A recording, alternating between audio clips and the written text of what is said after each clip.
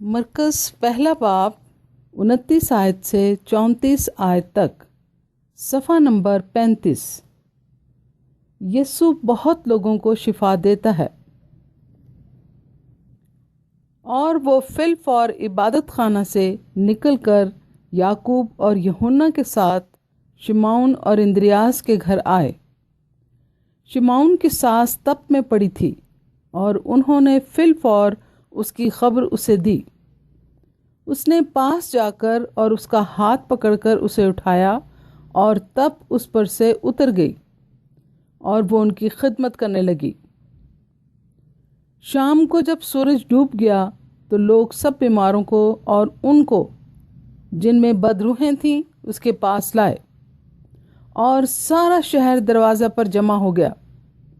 اور اس نے بہتوں کو جو طرح طرح کی بیماریوں میں گرفتار تھے اچھا کیا، اور بہت سے بدروحوں کو نکالا، اور بدروحوں کو بولنے نہ دیا، کیونکہ وہ اسے پہچانتی تھیں۔